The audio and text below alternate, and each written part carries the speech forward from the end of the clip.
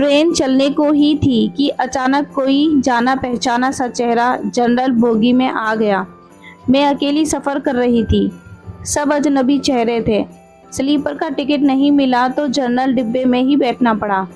मगर यहाँ ऐसे हालात में उस शख्स से मिलना ज़िंदगी के लिए संजीवनी के समान था।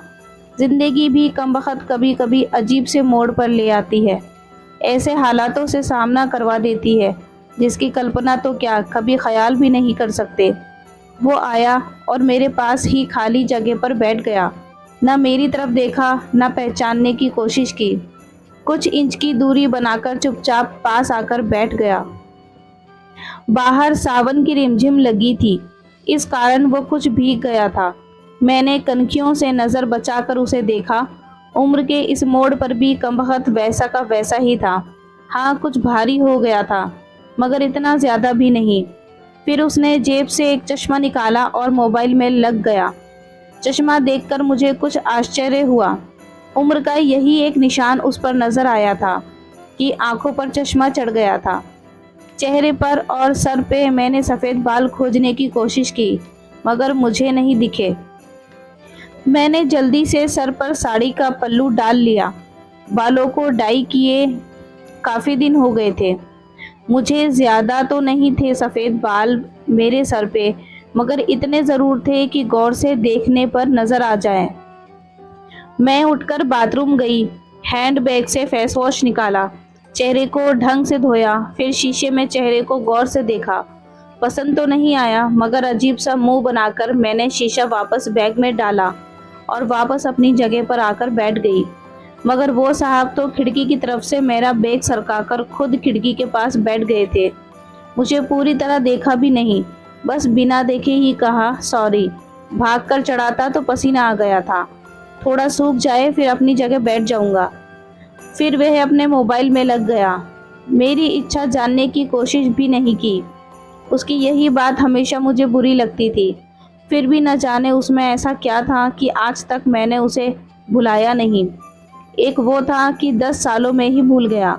मैंने सोचा शायद अभी तक गौर नहीं किया, पहचान लेगा। थोड़ी मोटी हो गई हूँ, शायद इसलिए नहीं पहचाना।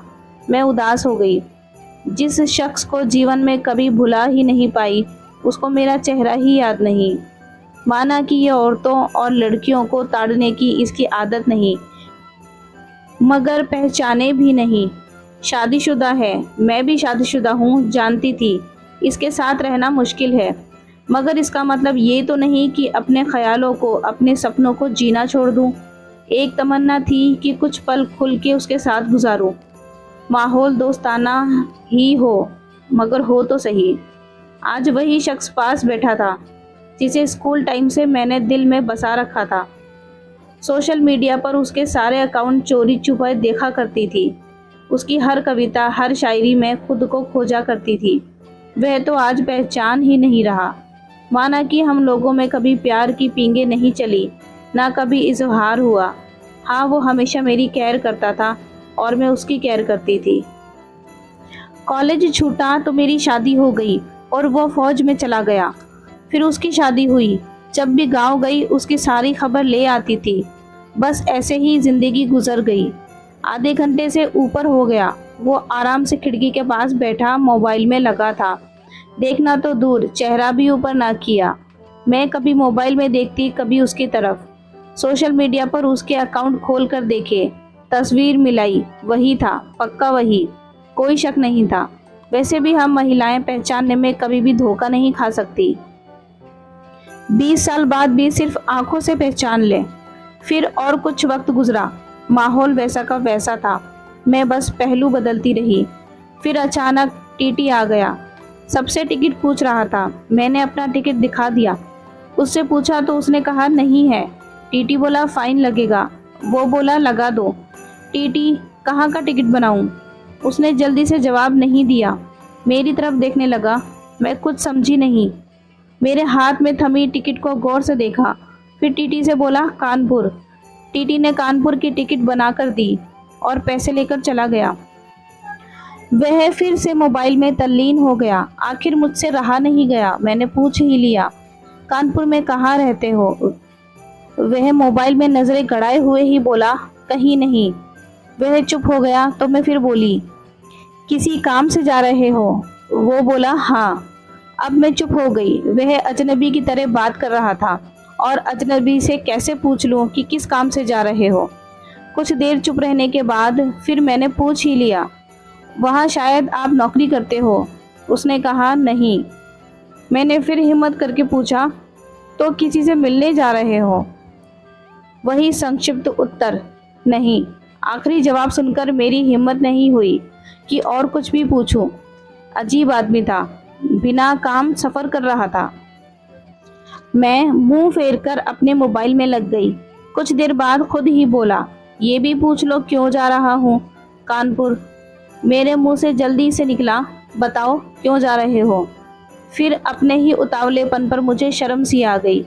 उसने थोड़ा सा मुस्कुराते हुए कहा, एक पुरानी दोस्त मिल गई है जो आज अकेले सफर पर जा रही थी।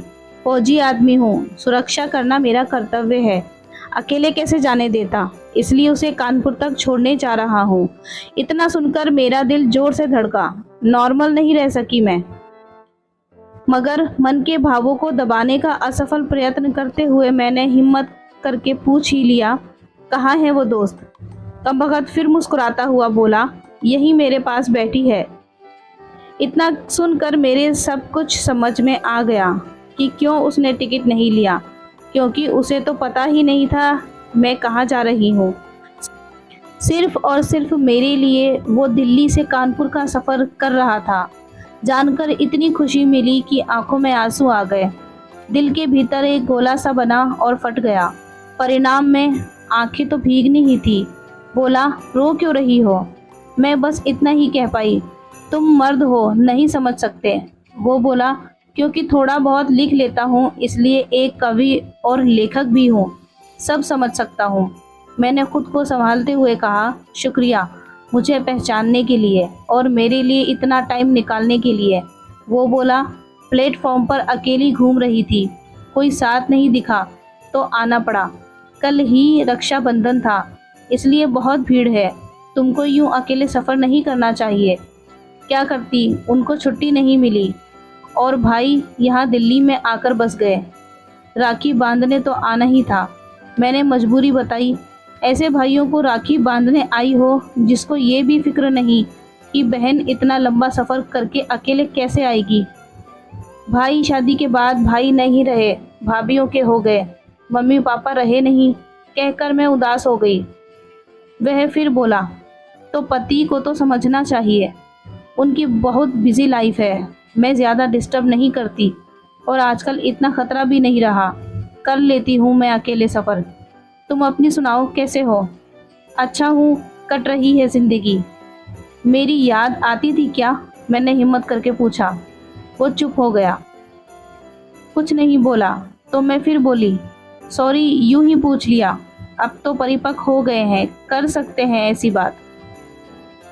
उसने शर्ट की बाजू की बटन खोलकर हाथ में पहना वो तांबे का कड़ा दिखाया जो मैंने ही फ्रेंडशिप डे पर उसे दिया था। बोला, याद तो नहीं आती पर कमबख्त ये तेरी याद दिला ही देता था। कड़ा देखकर दिल को बहुत सुकून मिला। मैं बोली, कभी संपर्क क्यों नहीं किया? वो बोला, डिस्टर्ब नहीं करना चाहता था, तुम्हारी अपनी ज़िंदगी है और मेरी अपनी ज़िंदगी है। मैंने डरते डरते पूछा, तुम्हें छू लूँ? वो बोला, पाप नहीं लगेगा? मैं बोली, नहीं, छूने से नहीं लगता। और फिर मैं कानपुर तक उसका हाथ पकड़कर बैठी रही। बहुत सी बातें हुई। ज़िंदगी का एक ऐसा यादगार दिन था जिसे आखिरी सांस तक नहीं भूल पाऊंगी। वह मुझे सुरक्षित घर छोड़कर चला गया, रुका नहीं, बाहर से ही चला गया। जम्मू थी उसकी ड्यूटी। उसके बाद उससे कभी बात नहीं हुई क्योंकि हम दोनों ने एक दूसरे के फ़ोन नंबर नहीं लिए थे। हालांकि हमारे बीच कभी भी नापाक कुछ भी नहीं हुआ। एक पवित्र सा रिश्ता था, मगर रिश्ते की गरिमा बनाए रखना ज़रूरी था। फिर ठीक 1 महीने बाद मैंने अखबार में पढ़ा कि वो देश के लिए शहीद हो गए। क्या गुजरी होगी मुझ पर वर्णन नहीं कर सकती, उसके परिवार पर क्या गुजरी होगी पता नहीं। लोक लाज के डर से मैं उसके अंतिम दर्शन भी नहीं कर सकी। आज उससे मिले 1 साल हो गया। आज भी रक्षाबंधन का दूसरा दिन है। आज भी सफ़र कर रही हूँ। दिल्ली से कानपुर जा रही हूँ। जानबूझकर जनरल डिब्बे का टिकट लिया है मैंने।